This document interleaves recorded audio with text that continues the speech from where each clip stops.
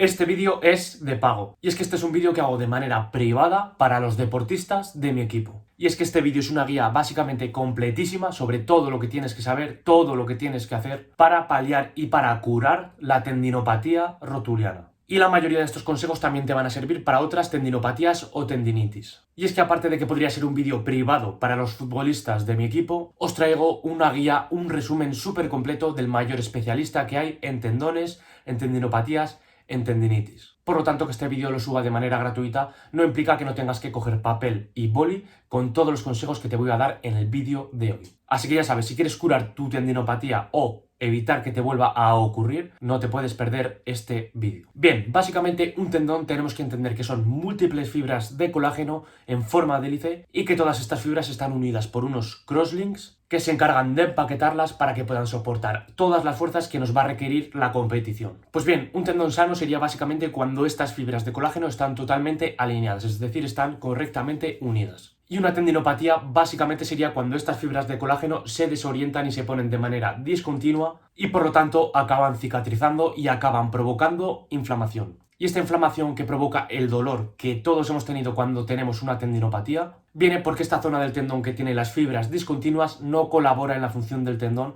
y por lo tanto ponemos muchísima más demanda en la parte del tendón sana. Y esta tendinopatía, si no la tratamos a tiempo, puede agravarse en el tiempo, volverse crónica y por lo tanto que nos mantenga alejados de la competición y de nuestro máximo rendimiento durante muchísimo tiempo. Y bien, ahora vamos con las causas que pueden provocar esta tendinopatía para atacar una a una y que sepamos cuál es nuestro punto débil y por lo tanto podamos corregir nuestra tendinopatía y volver a nuestro máximo nivel. Y las causas que pueden provocar esta tendinopatía van a ser un exceso de peso corporal, un sobreuso de la articulación o de la rodilla, es decir, si estamos constantemente usando la rodilla y no le damos suficiente descanso, pues es más fácil que aumente la probabilidad de tener tendinopatía, el alto impacto, como por ejemplo serían pliometría, saltos, un montón de desaceleraciones, cambios de dirección, etc. En cuarto lugar tendríamos la nutrición, también tendríamos otros factores como el descanso, el estrés. Por ejemplo, en épocas de exámenes, si tenemos problemas familiares, esto también aumenta la probabilidad de tener tendinopatías. El sedentarismo también aumenta la probabilidad de tener tendinopatía. Y el hecho de que hagas un deporte como es el fútbol o el baloncesto no implica que no seas sedentario. Es decir, si haces 2 horas de deporte al día, pero el resto del día estás sentado, eres sedentario. Bien, esto serían causas externas, es decir, causas que nosotros controlamos, pero también habría causas internas, como lo pueden ser una mala pisada, es decir,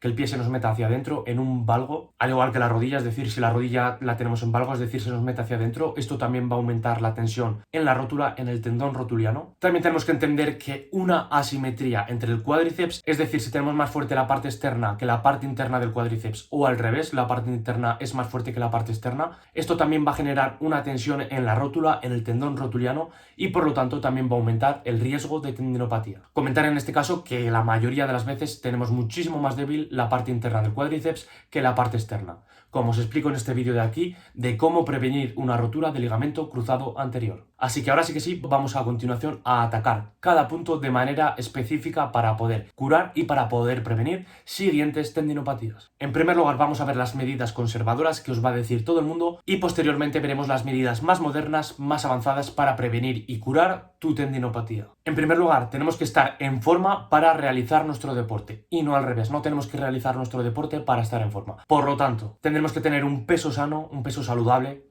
unos buenos niveles de fuerza e ir poco a poco, es decir, una correcta progresión, sobre todo cuando hagamos parones como el parón de Navidad, el parón de pretemporada. Es decir, en estos casos tendremos que ir muy poco a poco si no queremos acabar con una tendinopatía o lesión de cualquier otro tipo. Es decir, lo primero que tenemos que hacer es que no haya una tendinopatía, es decir, no provocarla nosotros. En segundo lugar, si la tenemos, que no se acentúe, que no vaya a más. Y en tercer lugar, si estamos muy jodidos, cómo curarlo. Bien, en primer lugar, respeta a tu médico y a tu fisio porque son los que más van a saber sobre tu estado actual. Y si tienes una tendinopatía, lo más probable es que te hayan recomendado reposo al principio. Pues bien, esto está muy bien, pero si haces reposo absoluto, déjame decirte que va a ser lo peor que puedes hacer para tu tendón. Es decir, jamás hagas reposo absoluto. Por muchos motivos, pero el principal es que si hacemos reposo absoluto, Aparte de que el tendón tiene muchísima menos irrigación sanguínea, es decir, le llegan menos nutrientes, menos oxígeno, menos de todo, si hacemos reposo absoluto esto se va a acentuar en mayor medida. Y esto es algo que no nos interesa para nada si queremos eliminar esas sustancias de desecho del tendón que no están sanas. Y si queremos que el tendón se empiece a recuperar gracias al oxígeno y gracias a nutrientes. Por lo tanto, si te han mandado reposo, haz reposo pero de tu competición, del deporte de alta intensidad.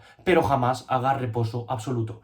Porque eso es lo peor que puedes hacer. Ves a trotar suave si puedes, anda si puedes, pero nunca te quedes parado. Como segunda medida, tenemos que el cuádriceps es uno de los músculos más fuertes que tenemos en nuestro cuerpo. Y tenemos que entender que toda la fuerza la va a tener que soportar un tendón que es de este grosor. Por lo tanto, es muy común que en tendinopatías el cuádriceps esté sobreactivado, que no se relaje correctamente. Por lo tanto, una medida que nos puede ayudar muchísimo es relajar nuestro cuádriceps, como la mayoría de médicos os habrán recomendado. Relajar nuestro cuádriceps mediante masaje miofascial, como por ejemplo con el foam roller o pistola masajeante. Y en cuarto lugar, una de las medidas que seguro que os ha mandado vuestro fisio o vuestro médico es el uso de antiinflamatorios, de analgésicos. Pues bien, aunque esto se haya recomendado durante décadas, comentaros que es una de las peores opciones que podemos hacer para recuperar nuestra tendinopatía. Básicamente porque si en una tendinopatía hay una inflamación y si usas antiinflamatorios, esta inflamación va a bajar. Eso es correcto. Pero tenemos que entender que nuestro cuerpo es sabio y si produce ahí una inflamación es por algo, porque tiene que reparar algo,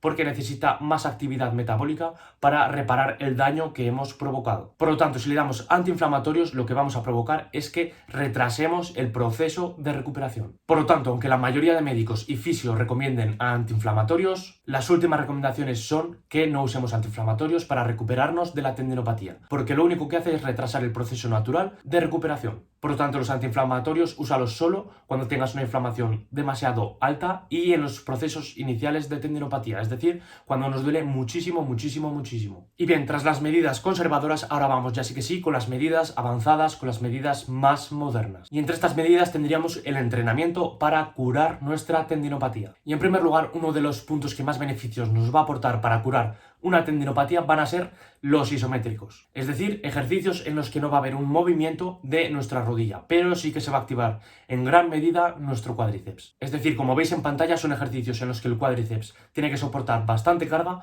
pero sin producir movimiento. Y comentar que los isométricos, según Keith Baar, el mayor experto en tendones, es uno de los métodos más potentes para curar nuestra tendinopatía, por múltiples beneficios como que va a aumentar el flujo sanguíneo a nuestro tendón, es decir, va a haber una mayor retirada de los desechos del tendón, es decir, de las fibras muertas, y va a llegar más sangre y oxígeno para reparar estas fibras muertas. En segundo lugar, también los isométricos, al poner muchísima carga en el cuádriceps, lo que va a hacer es relajar el tendón, y lo que va a permitir es que estas fibras que estaban desalineadas se alineen correctamente y se orienten en la manera que deberían para tener una correcta función. Y en tercer lugar, también los isométricos van a tener un efecto analgésico, ya que, como acabamos de comentar, relaja el tendón. De hecho, como vamos a ver más adelante en la rutina analgésica, los isométricos son un pilar súper importante y vamos a ver ahí cómo trabajarlos, durante cuánto tiempo, cuántas repeticiones, cuánto descanso hacer, cuántas veces trabajarlo a la semana, básicamente todo. En segundo lugar, un punto súper importante que tenemos que entender, como acabamos de comentar, es la fuerza dentro del cuádriceps. Y como hemos dicho, la parte interna del cuádriceps suele ser muchísimo más débil que la parte externa. Y esto lo que va a provocar es que una parte del cuádriceps tire más del tendón hacia un lado que el otro. Y esto va a provocar que se desalineen estas fibras de colágeno. Por lo tanto, deberemos trabajar el vasto interno o el vasto medial oblicuo con ejercicios que involucren una flexión de rodilla completa, es decir, lo más doblada posible la rodilla.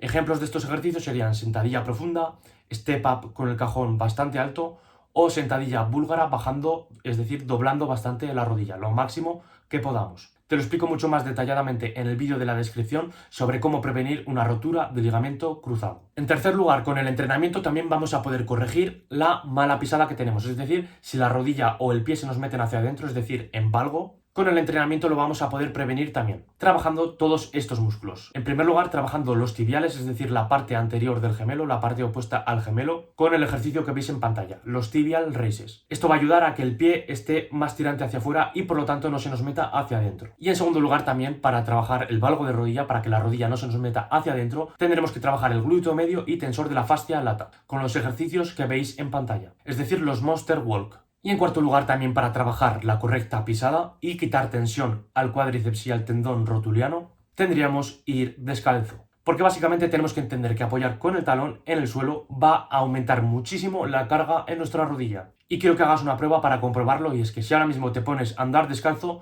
no tendrías huevos, no se te ocurriría jamás apoyar directamente con el talón. ¿Por qué? Porque te dolería muchísimo el talón. Pues bien, tenemos que entender que durante millones de años hemos ido descalzos y por lo tanto siempre hemos apoyado con la parte anterior o medial del pie y jamás con el talón. Pues bien, la zapatilla lo que provoca es que al apoyar con el talón no nos duela y por lo tanto toda esa tensión que tendría que ir al talón acabe en la rodilla. Y esto es aumentar muchísimo la tensión en nuestro tendón rotuliano y por lo tanto que aumente sobremanera ya no solo el riesgo de tendinopatía, de tendinitis, sino que ya otras lesiones como ligamentos cruzados o menisco. Por lo tanto, ves descalzo, entrena descalzo, sobre todo los ejercicios de fuerza, pliometría baja intensidad, anda descalzo por casa. Me lo agradecerás en el futuro ya no solo por lesiones, sino también por rendimiento deportivo. Y es que en el pie tenemos muchísimos músculos que al ir todo el día con zapatillas están atrofiados. Y tras el reposo que te haya mandado tu fisio o tu médico, ves poco a poco introduciéndote a tu entrenamiento, a tu deporte, al trabajo de fuerza, y en caso de que aumente el dolor en tu tendón en más de un 2, 3 o incluso 4 sobre 10 en una escala de dolor, vuelve a bajar carga porque eso indica que estás sobrepasando la carga en tu tendón. Es decir, ves poco a poco, lo primero que hemos dicho es no agravar la tendinopatía. Bien, vamos ya con la nutrición, con todo lo que tienes que saber sobre tu nutrición para corregir y para curar tu tendinopatía. Y en primer lugar, lo más importante, hidratación. Si no estás correctamente hidratado, vas a perjudicar muchísimos procesos de recuperación como la síntesis de proteínas, mayor flujo sanguíneo a tu tendón, de todo. Por lo tanto, hidratación, y con hidratación no me refiero solo a agua. Consume también suficientes electrolitos como sal, potasio, etcétera, etcétera, etcétera. Es decir, consume suficiente agua, pero tampoco reduzcas alimentos o condimentos como la sal. En segundo lugar, consume suficiente energía. Tenemos que entender que durante cualquier lesión va a aumentar muchísimo en nuestro cuerpo las demandas de energía. Y por lo tanto, si no le damos suficiente energía para reparar, para recuperar, vamos a dificultar, vamos a retrasar este proceso de recuperación. Y aparte de las calorías y de la energía, priorizar sobre todo alimentos con proteína. Básicamente porque el tendón es pura proteína, el colágeno son básicamente proteínas. Aparte, tenemos que entender que para que haya una correcta síntesis de colágeno en tu cuerpo se necesita, aparte de proteínas y suficiente energía y agua, se va a necesitar también vitamina C. Por lo tanto, durante tu día prioriza alimentos con vitamina C como la naranja, kiwi, os dejo aquí en pantalla